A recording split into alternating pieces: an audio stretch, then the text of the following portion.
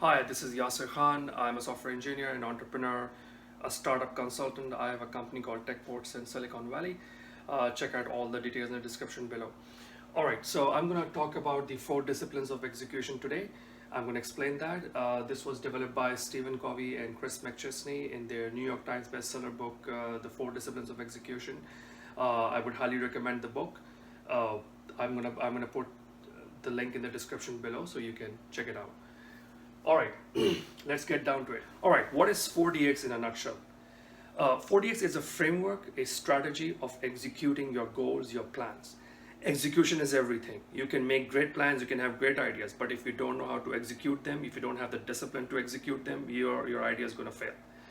All right, before I explain the 4DX, I want to address this fundamental question: why we fail? Why we fail so often? So there are 3 main reasons why we fail in achieving our goals. Number one, the goal definition.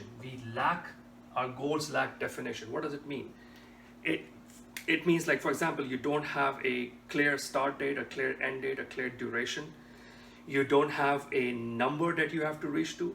You your goal, if your goal is like, based on a feeling, right? Okay, I want to feel this after 2 months. You're gonna fail because you cannot measure your feeling. So it needs to have a number that you want to achieve. For example, weight loss. How many how much weight do you want to lose? 10 pounds, 20 pounds, 15 pounds. So we fail because our goals lack definition. Because if we have a goals lack definition, we are going to lose track of it, and we're going to lose interest in it very soon. Second reason, we don't know how to measure our progress. So it's really important that during the journey towards the goal, we should know whether we are progressing towards it or whether we are going off track. So there should be a system of measuring your progress. If we don't have that, again, you're going to lose track of it. Third is accountability. We don't put our feet to fire. We don't introspect. We don't review what is holding us back. What are the roadblocks? Why are we not progressing towards the goal?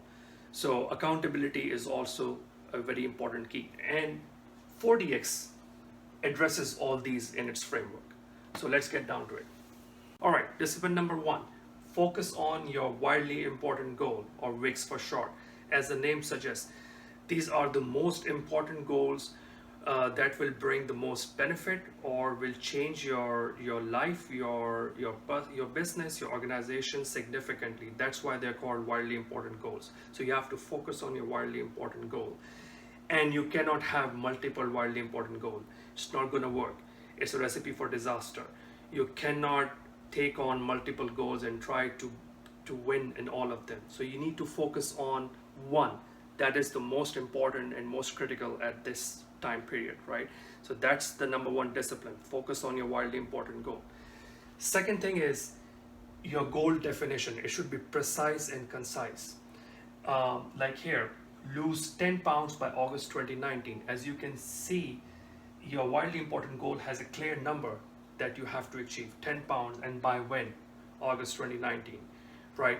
So when your goals have clear definition, then it helps you to focus on the goals, and it helps you to measure them, whether you are making a progress or whether you are losing track of it.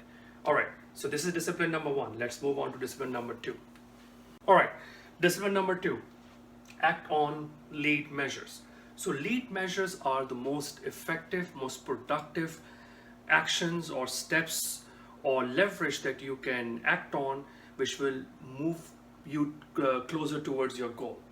So for example, our weight loss wildly important goal, our lead measures could be walk 30 minutes daily, weight train 20 minutes daily, or follow your daily diet plan. So these are the lead measures or activities that when you will act on it, it will move you closer towards your goal of losing 10 pounds. Second important thing about lead measures is that they are influenceable, means that they are in your control. You can actually do them. You can actually act on them. You don't have to depend on anybody or any external factor. It's in your control. You can go out and do these activities. The third important thing about lead measures is that you can actually record them. You can actually measure them. You can quantify them. So you can have your You can say that, okay, I was able to walk 30 minutes last 7 days, so you can record it. Yes, I was able to do it. So these are the three important characteristics of lead measures.